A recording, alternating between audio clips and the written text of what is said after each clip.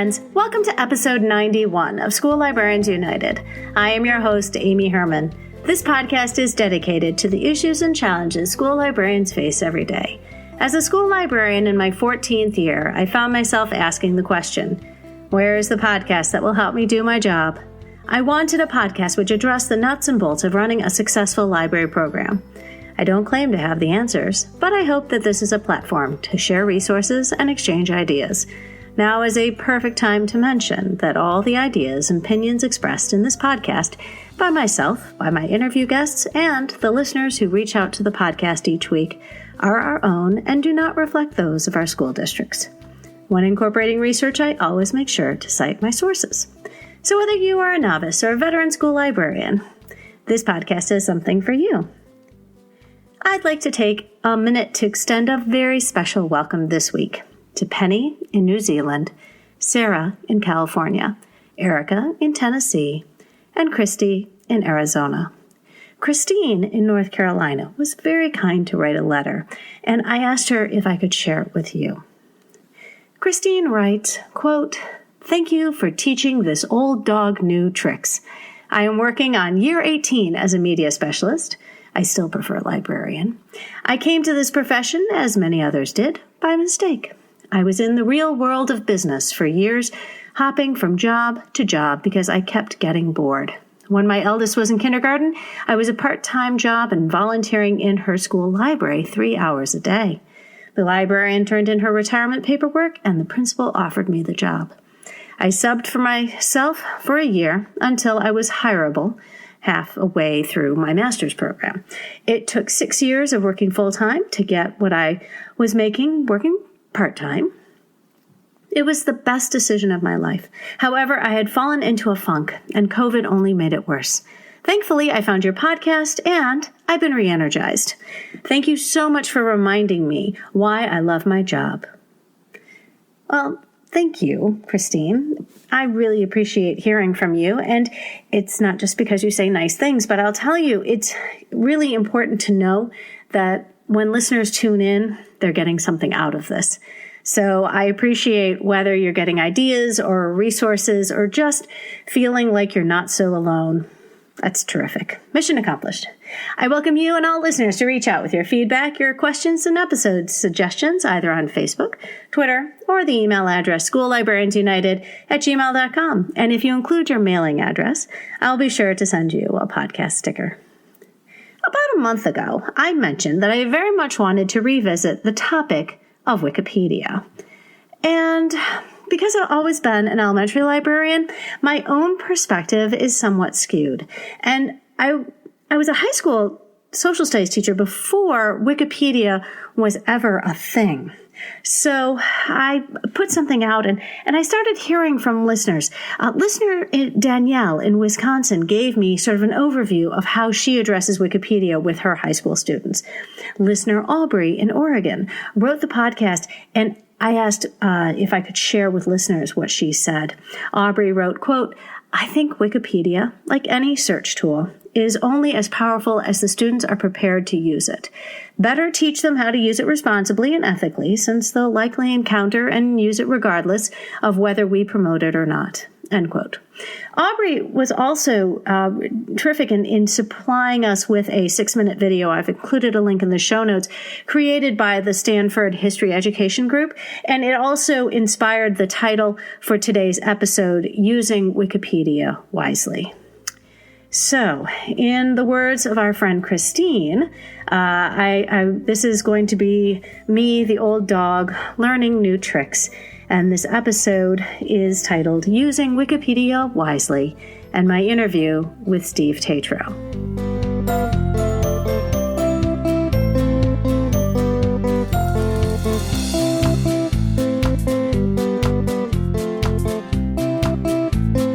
Friends, we are so fortunate today to have Steve Tetreault with us. Steve Tetreault, welcome back to the podcast. It is an absolute delight to see you today.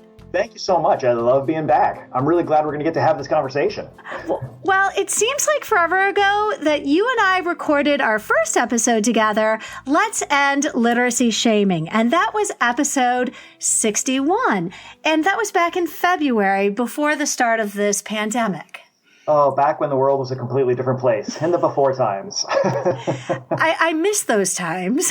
Yes, very much. It really does change how you see everything when you realize just how easy everything seemed before March 13th. Absolutely. It's insane. But on the bright side, now we're doing a lot more digital stuff, so we're getting to flex those muscles of here are some, tools and tricks that we have that we can help other people learn about. So when you had brought up this topic, I was like, "Oh, this is great! Going to slide right in with what we're trying to do in the schools today." I certainly agree with you. The consensus with that I've listened to in podcasting and in news is that we're all going to be better people because of this pandemic. But it doesn't mean it's fun going through it. No. So I think we've learned a lot of life skills. I think we've learned to be more considerate and compassionate human beings and coworkers while we're all navigating this time of uncertainty. Again, not particularly fun, but we're going to be better people for it. So I want to, first of all, let's remind listeners of your incredibly unique perspective. And you are a classroom teacher who became an administrator, who became a school librarian, who is now back in the classroom. Am I right? Yeah, very close. I've got all those degrees and certifications. I've always been a classroom teacher, but early on in my career, I had a principal who was very much an education leader, like someone who directed the school and really pulled teachers and kids into interesting learning situations. And it was kind of an inspiration to go and get my administration degree. But by the time I got it, he had moved on and administration was changing quite a bit. So, yeah, and it didn't seem like you got to be as much of an educational leader. So I went back to the classroom for a while. And as I sat in the classroom kind of watching what was going on, it seemed like more and more, even the classroom was not the place where real education was going on. The library is where everything was at because the classroom has become so much about testing and scores and data. And in my opinion, that's not really what learning is about. So when I saw what was going on with that and kind of thought about, oh man, the school library is where real learning happens. I wanted to jump back into that real learning sense that I had when I first started teaching. And so I went and I got my library degree. And they closed my library down just as I got my library degree in my school. So I'm back in the classroom, but I'm keeping my fingers crossed that someday soon I will be in a library someplace. I said this before and I'll say it again. Your students, I can't imagine they have any idea just how fortunate they are to have somebody with someone like yourself with as rich an experience and perspective. Because to have a school librarian who is a classroom teacher now brings together all of the things that you've learned as an educator combined with all of the things you've learned as a school librarian. And, half the battle we have is trying to somehow have an impact on our teachers through our students. So, and how I bring this back to what we're talking about today, which is using Wikipedia wisely, is that all too often the reason why I know I have to teach research skills to my students is because I'm overhearing in the computer lab how the teachers are teaching my students research skills. Right. And it's scary.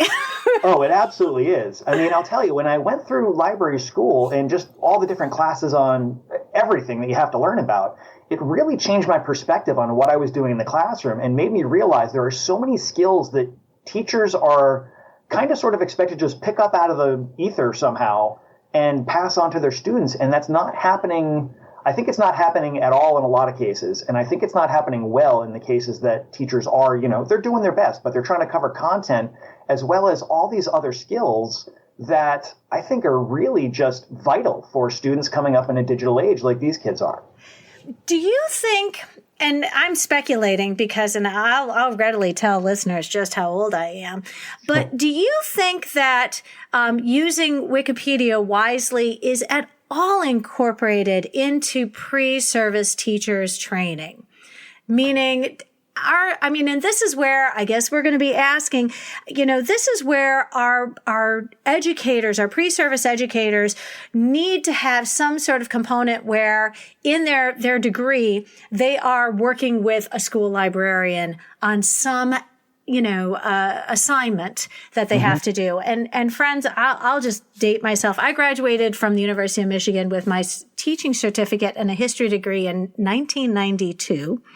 Wikipedia became a thing in 2001, and by 2002, I was at home on child rearing leave of absence for 5 years, raising 3 children. So my experience working with Wikipedia has never been one where I was in I was learning how to use it.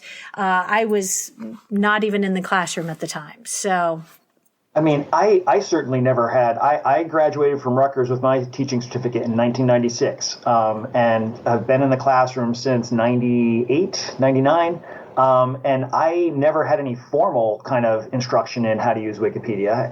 Kind of picked it up here and there. I remember vaguely when it started. It kind of came up on the radar if you were someone who was kind of keeping your eye on some of these new developments in this cool internet thing that was going on. But, it's not something that I've never heard from any of the younger staff that I've worked with that they've had any kind of formal instruction with it. And I think it's just something that's out there and people, it just kind of seeps into your conscious and it's there, and teachers kind of say, we're not using that. And I get why. There's a lot of reasons why teachers say we shouldn't use Wikipedia, but I think it's potentially a resource that maybe deserves a second look.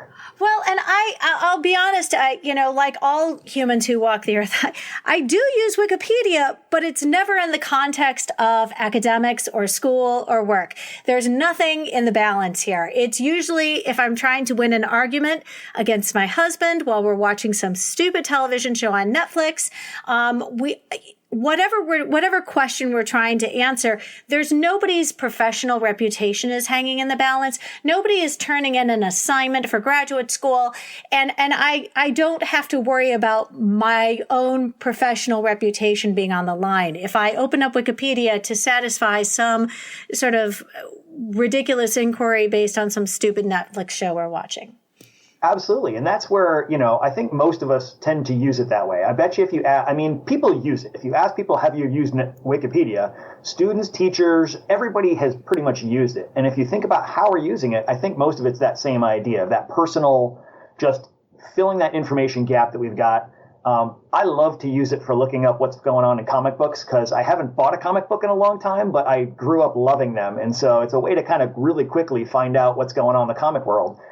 And you're not going to find a more accurate source, I think, than Wikipedia for that kind of stuff, because comic book geeks love their comic books, and they're going to make sure that information is exact and correct. And I think that's part of what we need to think about when we're looking at Wikipedia. Like, what kind of information are we getting from it? And is that, since it's something that's open to anyone who wants to edit, are the people who are going to edit it the people who are going to try and give us the best possible information? And as adults, recognizing the importance of that is one thing. Imposing those types of criteria on our students who mostly in middle school and high school, that's a very high bar. So hopefully we're going to have a better understanding of how we can use Wikipedia responsibly and ethically. Before we jump into today's topic of using Wikipedia wisely, I'd like to share with listeners how this episode happened. And this is why when people say, what's the best part of having a podcast? I'm like, look, it's just the fact that so much of this is listener driven. And it really does become a rather organic sort of product because the listeners chime in and then other listeners come to the rescue. Thank you, Steve. And so I want to walk you through this. This past August, I received an email from Shirley, a school librarian in Illinois, and she was asking, how can we, school librarians, help students and teachers because they're going to use Wikipedia anyway? And then I mentioned that on the episode that came out on September 2nd, that I sure could use some help addressing this very question. And I'm not kidding you. I had to check on my Twitter, but one day later, Steve comes to the rescue.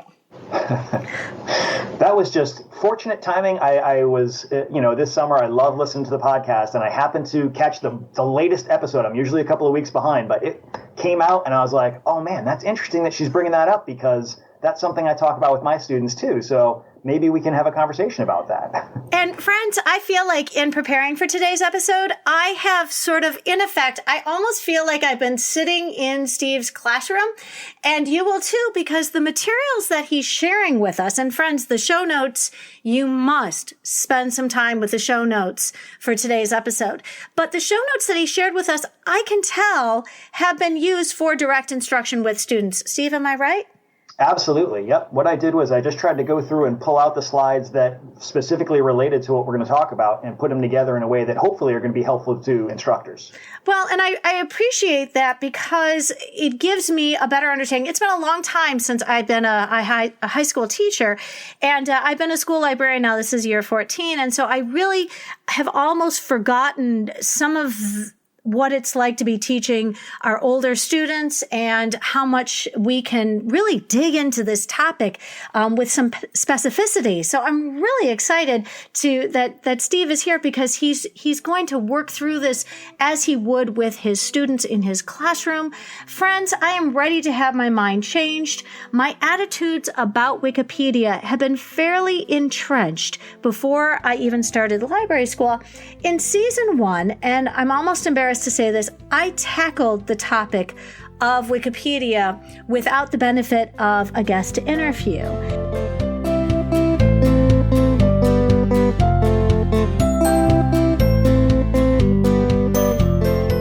And I'm just going to say it right now, Steve, you clearly do not see Wikipedia as Pandora's box, as I have for many years.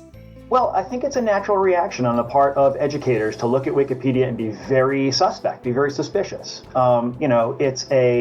If you think about it, it's a pretty amazing idea that Jimmy Wales had, that anybody who had information could go to one place and share it, and it's going to be cataloged, and anybody who wants to access it can access it. That's a very utopian goal, and I think we know that, in the real world, utopia doesn't usually translate into quite what we'd hope maybe. So there's certainly a lot of potential peril when we're using Wikipedia. But I think that there are ways that we can help students use it in a much more effective way, so that it is, rather than being a resource that we want them to never go near and stay away from, which we know isn't really realistic, we can try and say, okay, I know you're going to use this. Let me show you how to use it well instead. I appreciate that. Friends, Steve gives an incredibly balanced presentation to his students. And I've included this presentation in the show notes. And, you and I don't have to dwell on all the things that are wrong with Wikipedia. I say wrong, but, my biggest grievance with Wikipedia is that, true, the mistakes and the errors do get fixed, but it's after they've been posted. So the misinformation or the errors or the information that's no longer correct is there until somebody, either by virtue of their passion for this topic or because they happen to have noticed a grave error in an article, these problems only get fixed because somebody has decided to fix them, not because somebody said, wait, we can't put that on Wikipedia. It's not true. Absolutely. And, that also relies on the fact that someone recognizes that there even is a mistake, because a lot of times, if I go on Wikipedia and I'm looking something up that I have no background knowledge of, I might be taking information in that I just have no clue is incorrect, and that's the case that for our students most of the time. They're going there because they don't know what they're trying to find out. And so if there is misinformation, either accidental or on purpose, they're kind of in a tough spot if they're trying to use Wikipedia itself as their information source. And that I totally get. That's why teachers don't want them going there in the first place. Right. And, spoiler, your solution is to not go there for the content. It's to go there for the works cited. Exactly. Okay. Instead of using it as a source, use it as a source of sources. All right. So we're gonna teach the kids, and I think, we're still gonna have this conversation, Steve, because I want to know all about how you teach this, but truly recognizing that Wikipedia can be valued not because of its content, but because of the work cited at the bottom, as a place to go for your research. So I want to ask you, about how you go about teaching your students. So when you teach your students about the reliability of resources, how is Wikipedia a part of that lesson?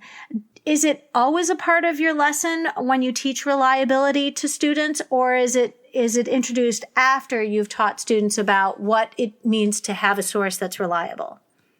I try to include Wikipedia anytime I'm going to talk about the reliability of sources, because as I know, and as you know, and as all our educators out there know, students are going to Wikipedia. So I want to make sure it's part of the conversation when we're talking about how are we going to find information online.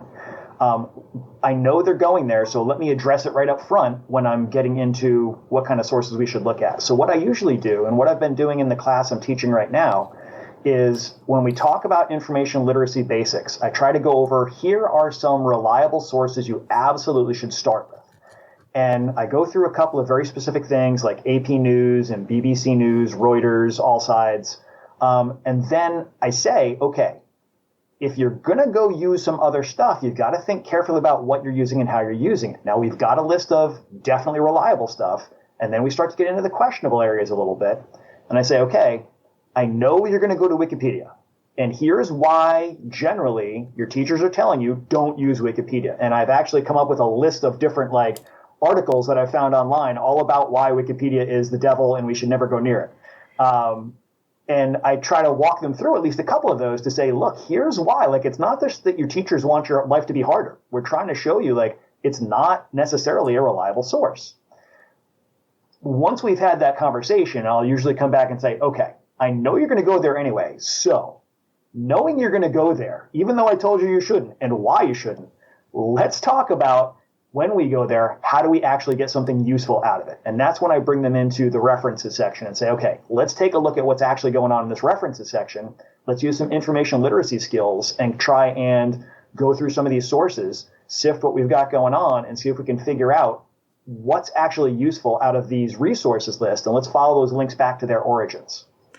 Well, and a couple things, we say they're going to use Wikipedia anyway. What they're really doing first is a Google search. And here's the problem. Mm-hmm. They do a Google search, and 9 times out of 10, the first thing that comes up is the Wikipedia page. And, I try to point out to them, I'm like, wait, look, it has 3.9 million hits. And the first one that comes up is Wikipedia. Mm-hmm. They're like, who's got time to go through 3.9 million hits? And nobody raises their hand. I'm like, okay, but let's just look at what's on this first page. And the fact that Wikipedia is always the first one. I know that when we've used those, like your Alexa or your little Google guy that's sitting on the counter in your kitchen, and you ask it a question, most of the time it's citing Wikipedia. Mm-hmm. And I just feel so manipulated, because it's possible that, I think at one point somebody was using this as an ad gimmick, because you could ask Wikipedia a question about Burger King or, and it would respond with an ad for Burger King, and it was dumb anyway.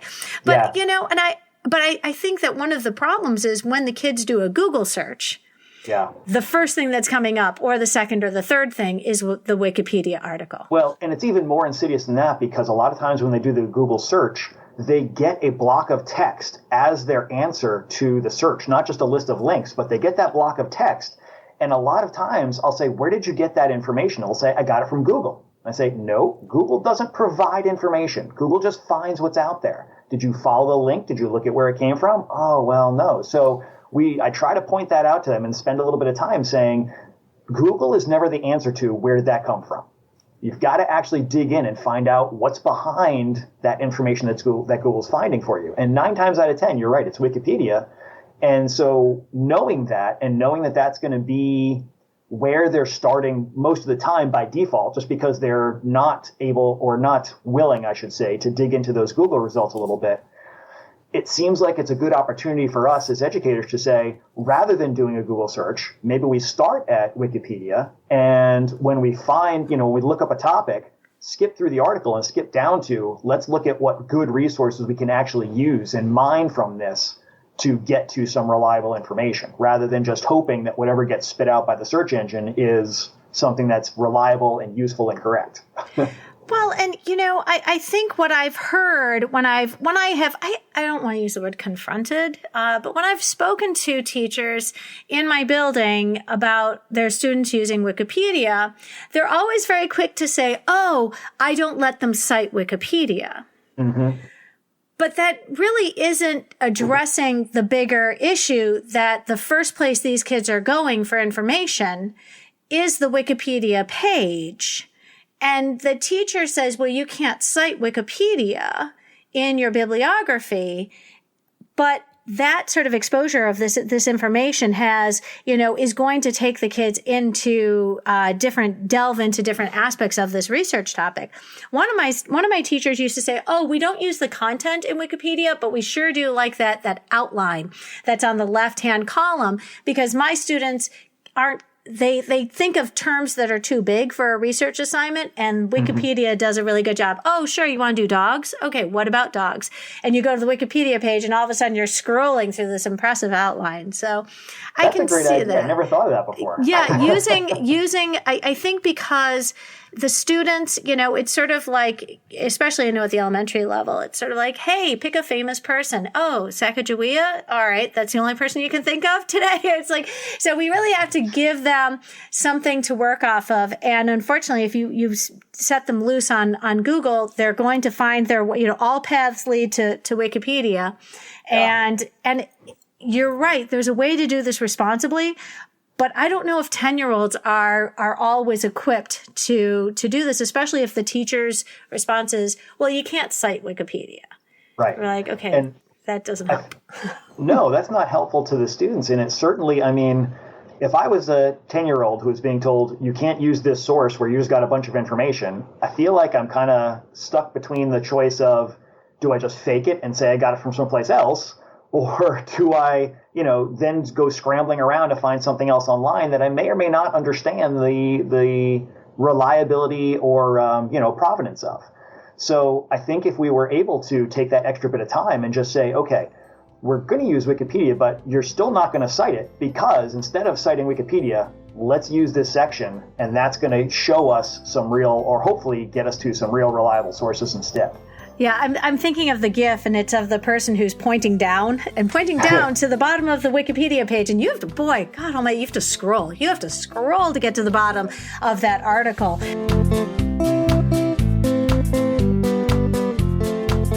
You have shared, and you mentioned this a minute ago when you're talking about reliable resources, but you've shared an incredible 13-page document of online research resources. And I think during a pandemic, when most of us are entirely dependent on digital resources, especially ones that don't require a subscription, to share with our students and staff, I can't tell you what a gold mine this is that our listeners can use for their own benefit on their resource pages. Can you tell us a little bit about what inspired this, product? Because I think this 13-page document evolved over a period of time.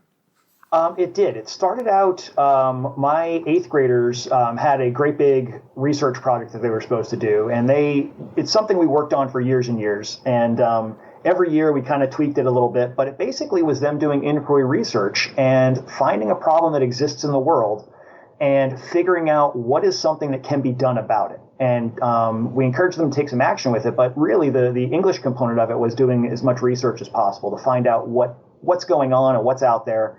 And so as we kind of refined that over the years, I tried to draw together a set of resources that I could point them to help smooth their way as they were trying to do that research. Because just turning a kid loose on the internet is just, it's asking for trouble, and it's asking for, it's kind of suggesting that you don't care enough to help the kid find what's going to actually be useful to them. Because the internet is like a fire hose just squirting information at people. And if we can't, as educators, help kids navigate that a little bit, they're just going to get knocked down like anybody would if they got hit with a fire hose. So this kind of grew from that. And then actually I ended up with this document not too long ago when I was in library school. I started going through open educational resources, or OERs, for a class. And I was like, ooh, that's a good one. And that's a good one. And I already had that, but let's all put this all together into one single place so that I can just say, here, kids, here's something that you can kind of go through that helps navigate the different areas of the research you might end up doing.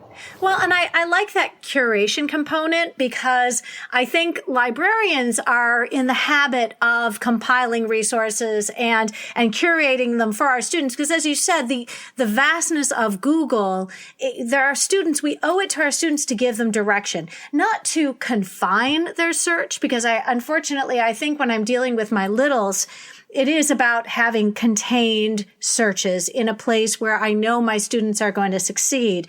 But as your students get older and more capable, you want to give them the benefit of how much is out available on the internet, with some sort of, I want to say, guardrails.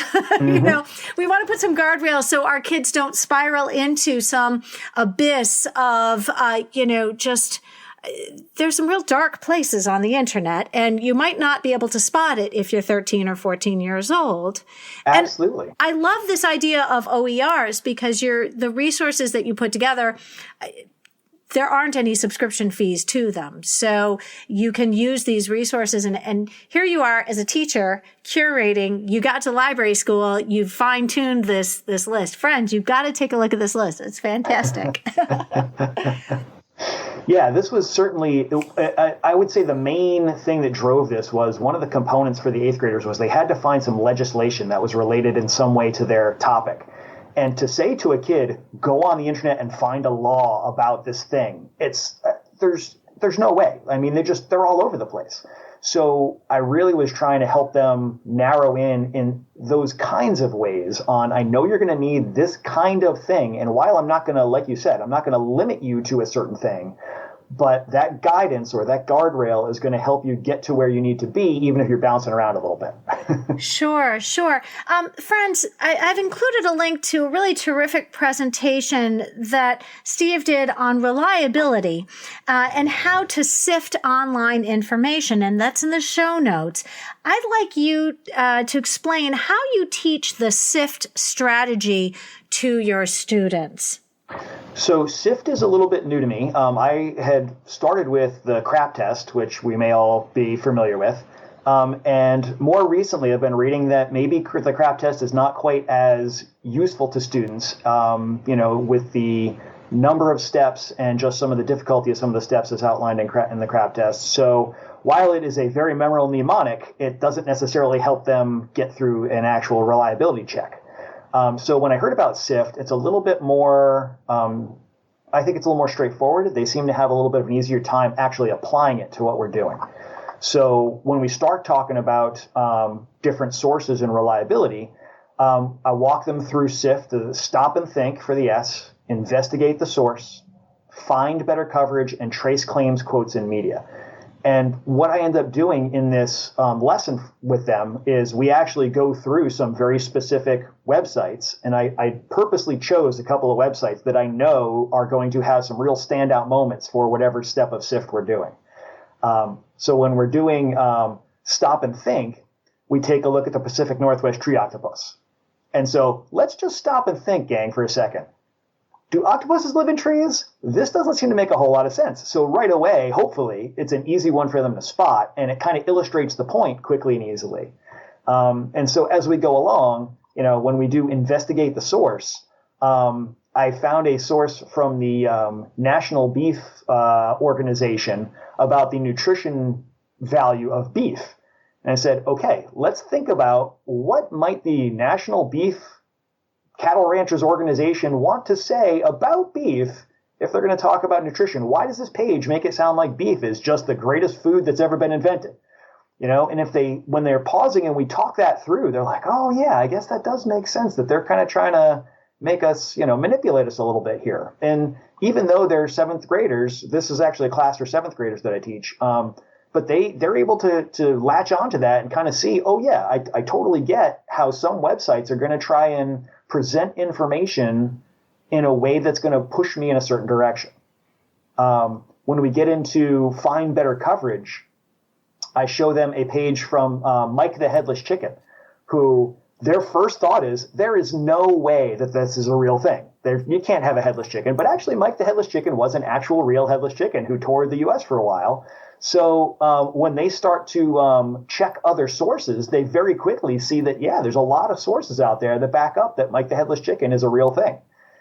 And when we get to tracing claims, there's a story that came out of BBC a while back. This is going back to 2002, that blondes are going to die out in the next 200 years. And when they actually look into the information in that article, it's from BBC. And so we're like, oh, that's a good, reliable source we usually trust. But when we start to trace the claims that are being made in here and we start to look at where did this information come from, it's not cited very well. It doesn't really let you trace it back to a strong, reliable source. And when you find out that, maybe there's not as much information behind this as it seems, they start to see that even a good, reliable source sometimes, if we trace it back, we find maybe it's not as strong as we thought it was. Well, and I'll be honest, when I teach my kids, this comes back to a lesson I do when my students, my oldest ones, are in fifth grade, and we talk about the purpose of a website. So because we're using digital resources and the kids are going to these web pages, trying to discern, even my 11-year-old, what is the reason this website's existence? Is it for entertainment? Is it to persuade you? Is it to sell something? And, or is it to inform? And, my examples are, similar to yours because I want the kids to be able to see this glaring example of why a website exists. I try to have my students recognize that not all websites exist solely to be the benevolent providers of unbiased information. Absolutely. And so when we teach using databases, like we have access to Britannica and World Book, and, we've got Gale and EBSCO, all of these digital resources, you have to, recognize why these websites exist. And the fact is, they're subscription-based because it costs money to provide factual information that hasn't been swayed by commercial interests. Absolutely. I mentioned to you when we talked earlier this week about your lesson in perspective and bias. I love the example you gave of the ulterior motives the beef corporations the beef industry might have when it comes to talking about the benefits, and they might tend to also ignore some of the concerns that too much consumption might have. Absolutely. I know, friends, when I try and teach bias with my students, we can easily call upon the sort of loyalties that we have to our collegiate football programs. So we've got the Michigan Spartans and the Michigan Wolverines, and the class is pretty much divided along their whatever their parents' affiliations were, but they understand that you would have a bias. And if a Spartan were to find a Wolverine's Wikipedia page, and likewise if a Wolverine found the Spartan page, the damage that could be done, the havoc which could be imposed on their rivals' Wikipedia page would be swift, and retaliation would also be swift. Swift. Ugly, undoubtedly. Yeah, well, and I did read, and when I did the research for my first my first stab at Wikipedia, and friends, at the risk of losing you all as listeners, I recommend listening to my first effort at Wikipedia only because it is a very raw and very unfiltered idea of just how I truly felt about Wikipedia as it interferes with my ability to try and guide my students in their research process. But at the end of the day, I want to be able to grow. And the more I looked into the work that Steve shares with us in the show notes, and I'm going to share with you from some of our other listeners who have chimed in, I see there being a great opportunity, but it does require guidance on the part of, ideally somebody with a school librarian background or an educator who recognizes that we can use Wikipedia, but you can't just leave it unfettered. Like, oh, sure, you can go onto Wikipedia, but don't forget you need to check 2 other places. It's not as simple as that. No, definitely not. And I think your point about perspective is really important too, because that's something to consider on Wikipedia as well. I mean, as you said, people can go on and edit things. And I mean, if you were working with, especially maybe with high school students, there's actually some neat things you can do by looking at who has edited the pages. And there's a couple of places that let you trace that back to either corporate entities or government entities. And you can see who exactly has been putting information out there on Wikipedia and what they changed or what they added.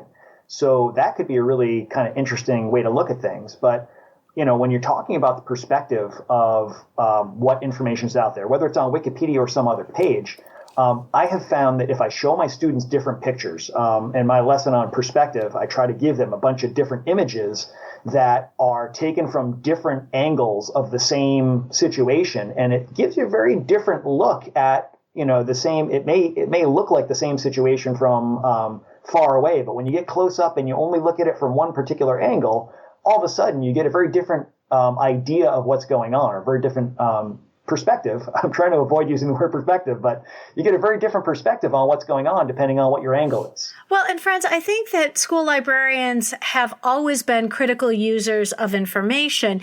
And I found Steve's examples of that he used in his perspective lesson really was eye-opening, because as somebody who consumes a great deal of information, it was a little unsettling to see how readily images could be manipulated to convey one message or another.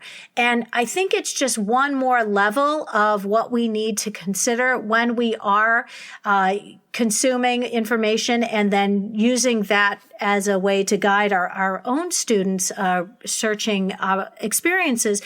Steve, let's make sure that I have the link to your perspectives presentation in the show notes, because while it isn't directly related to the Wikipedia conversation today, it really is a fantastic and very eye-opening. So let me ask you to walk us through how you teach your students to use an actual entry on Wikipedia. I've got to ask, are there safe topics that you use to explore? I'm always a little gun shy when it comes to using Wikipedia, because it just seems like this what I'm going to call it an entry or a topic or a document. It could always be changed before I get there with my students. What kind of topic searches do you do, and how do you tell them to tackle this the first time they open it up? I try to stick with things that are science-based, because those tend to be relatively straightforward. They tend to not be too dangerous. I'm sort of a space nerd, so I usually go with space travel kinds of things. And we basically will go, I'll even just go to space exploration or space travel as a topic in Wikipedia. I have definitely gone through and picked out a couple of links that I tend to use with the kids, but you can really pick anything you want. One day I went on, and the headline, they've got like, did you know sort of facts, and they've got like 4 or 5 of those. And one of them was about horse surfing. And I had never heard of horse surfing before. And I was like, what on earth? So I opened it up during class, and we were like, okay, we're definitely checking out horse surfing right now. So we use that. And I think I actually have a couple of links in here for that someplace. But we go to the site and we kind of look at what information is there. And I say, there's a lot of stuff here, but do you notice these little footnote numbers that are next to so many of these facts? What are those about? And they say, oh, well, that has something to do with the sources. I said, okay, what does that mean? And so we follow the links down to the source area, and then we see like some of these articles have dozens or even, a couple of, almost 100, more than 100 different sources. And I'm like, okay, does this seem like a better researched article than maybe one that has very few sources? When you look at the horse surfing page, I think there's 8 different sources total, and it's not a very long article, so there's not a lot of really information there. And when you look at what the sources are on the horse surfing, they're not things that I would normally associate with a reliable source. Whereas when we look at some of the science pages, we get stuff from NASA, we get stuff from JPL, we get a lot of .gov sources. So that is a quick and easy way to show them, like, look, this seems like it's got a lot better information on it. But just looking at that source list isn't enough. You've got to actually follow that link through. One of the very first times I ever did this lesson, this is going back a ways, but one of the very first times I did it, I think I was using space travel as my topic. We went down to the source list, and I just randomly picked a source to click on and followed it back to its home to just see, like, what is the actual information that they borrowed from this page? Because I tell the students, people are taking information from a page, translating it in their minds, and putting it onto Wikipedia. So you don't necessarily know. It's not like a direct quote from that source. It could be somebody's version of what that page says. So we want to see what the page actually says. So we followed it back, and the first thing I see on this page for space travel sources that it looked like it was reliable, there's an image of a little green man in a flying saucer flying down from the top of the page. I'm like, what is this about? And so we start to read it, and I'm in class with the students, and we're going through it. And it's all about how, lizard people are invading the earth, and we've got to be careful that they're not taking us over. And I'm like, now, students, do you think that this is a reliable source that we should be using? No, it doesn't. This is craziness. So I was like, that's exactly why you need to track it back and make sure that what it says actually is what is being represented on the page. Use this as your source instead of Wikipedia. And now oh no, this is pants on head crazy. We don't use this. So I wish I had saved that link because I can't find it anymore. And I'm so upset that I lost it.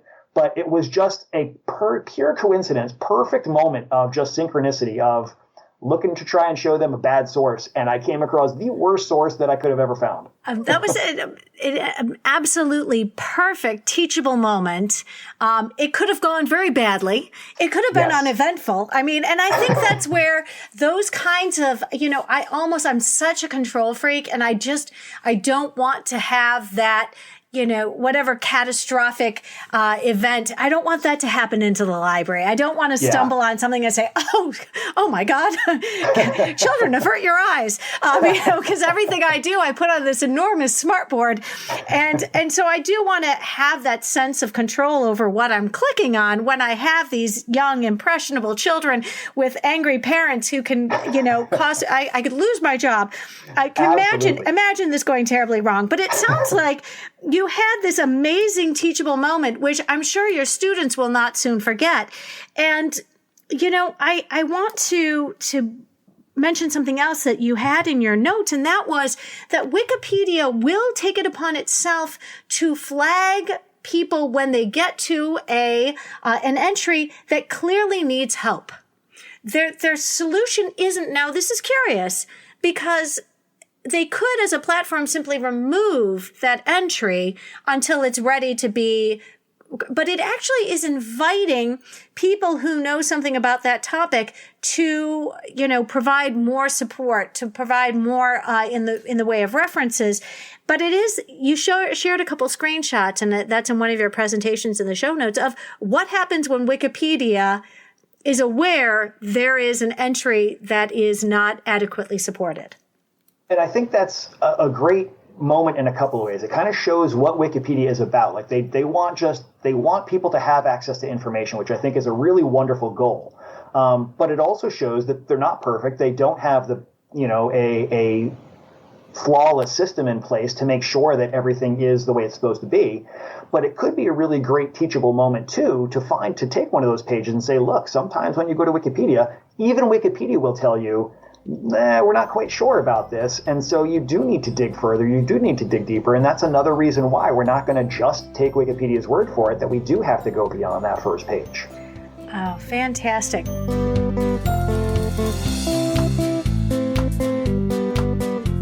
It sounds like our students need to study the fine print, as it were, the references, and to follow those to the bottom of the article, to really use Wikipedia in a way that's responsible and that is going to lead to a better source of information.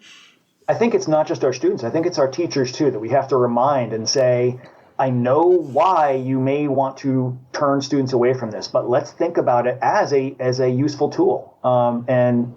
As we're moving more and more into the digital realm, it can be hard for students to get their hands on reliable print sources, especially right now when, access to a physical library may be restricted and access to a public library may be restricted. They may not have lots of materials at home. So they're using lots of digital sources. So let's, instead of limiting those digital sources, let's give them one that we can teach them how to use well, and let's help the teachers learn how to use it as well as the students. Well, and in my defense, as an elementary librarian, I don't have that kind of confidence in my 11 and my 10 and 11-year-olds to be able to make sense of some of the references that are, it's really, it requires a certain amount of being able to read words that, 10-year-olds don't always get. Absolutely. And I'm sure you can identify, but there are some students who really just want to get the assignment done with right away. And absolutely. They sort of glom on to the information on the Wikipedia page because it has answered the question that they're being asked in the assignment. Mm-hmm. And I'm thinking about oftentimes when students have to look up something, not that's a week-long activity or a month-long research activity, but something that is keeping them between getting their homework done and being able to go do something that they'd like to do instead. If the answer's right there on the screen, why look any further? Absolutely. And I think we kind of said before that a lot of teachers say you can't use Wikipedia, you can't cite Wikipedia, rather. You shouldn't be citing it. And I think not citing Wikipedia is still a really good rule, but I think we've got to say you're not citing it because you're going to go through Wikipedia. Use Wikipedia as a portal to what the good source is, rather than using it as potentially a not valid source or a not reliable source. Well, and, I think in, week 2 of teaching virtually during a pandemic may not be the best time to raise this with our peers. But yeah. I wanted to have this conversation with you because it's a great conversation to have at the beginning of the school year, as opposed to having this in the end of May when we're all wrapping things up. But, you've got a foot in both worlds. You've started to talk about this, but how would you recommend our audience of school librarians go about educating their teachers on using Wikipedia wisely? Because we've talked about how you would do this in a classroom setting. How do you think it would be most judicious for school librarians who are looking to win converts and to win allies and not to alienate people because they think we're information snobs? It's true. It's true. The teachers think we're information snobs. So how do you, like I said, not in the second or third week of teaching virtually in a pandemic, but what would you suggest school librarians do to educate our staff on the wise use of Wikipedia? I think, I know school librarians all over the place are curating lots of great resources for their teachers and pushing those out and saying, hey, here's something you may not know or something you may want to check out with your students. And I think in that vein, I think there's an opportunity to say, hey, here's a great resource that you may have forgotten about, and, share Wikipedia and say, I know that this is generally something we try to steer clear of, but here are some ideas on maybe how you could use it with students, especially if, since so much of the research is going on online, if we're able to talk to some of the teachers and say, look, I know you're doing a project on the Battle of Hastings, and I'm sure you've got some resources, but have you looked at some of these? These might be a place that not only can the teacher maybe draw some new information from, but maybe we can also point the students in that direction as well. So it could possibly be a good way to help the teachers broaden their information bases a little bit by saying, maybe you've avoided Wikipedia, but have you looked at some of these sources? Because this might be something kind of interesting or new that you haven't seen before. Fantastic. I really appreciate you taking this time to walk me through how to do this, because I think it's possible in my narrow perspective of trying to teach research skills. I was trying to avoid how much effort it would take to try and teach my students about Wikipedia. But I like the options that you've given us. And I think that it's really, you're right. It's an amazing resource, and there's a better way to use it than it's being currently employed by students at home when they're doing their activities. So, Steve, I have to ask you, I didn't even ask you how you're doing during this beginning of the school year. Friends, I do believe Steve's had a whopping 5 days of school so far. How's it going? That is correct. It has been the longest 5 days of my life. It has just been, walked in Monday morning, and I feel like I just haven't taken a breath since. I'm trying to get ready for literally just for the next 2 days this weekend. I'm hoping that I can get Monday and Tuesday figured out and then figure the rest of it out as I go along. So I am so grateful that you took some time out of your busy weekend to walk us through this, because I really think there are a lot of librarians who would like to do better when it comes to equipping our teachers and our students and become more critical users of information. And this is an important conversation to have. So friends, thank you, Steve. I can't wait to talk with you again. I'm sure we'll come up with yet another fantastic lesson we can teach our students. And I hope our paths cross again in the future.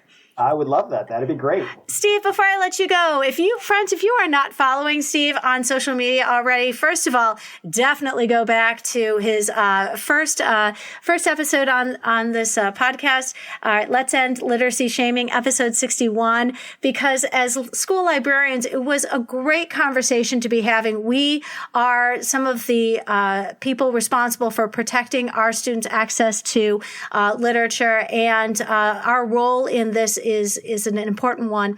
But Steve, let us know how we can follow you on social media and see how you're doing this next year. You can definitely check me out on Twitter. That is where I pretty much do all of my social media-ing. So I'm at Dr. T Loves Books, and that's where I post about whatever's going on. Fantastic. Well, listen, stay well and have a great week at school. Thank you very much. You too.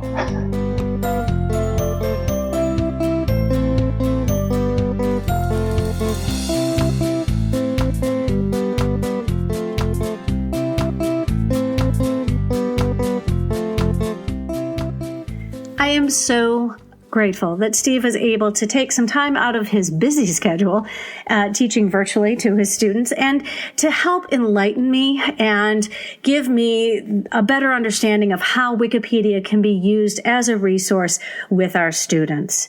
If you have an opportunity, make sure that you investigate the show notes. You'll get to see not only the lessons which Steve has generously provided, as well as resources that he uses when he teaches Wikipedia wisely in his classroom.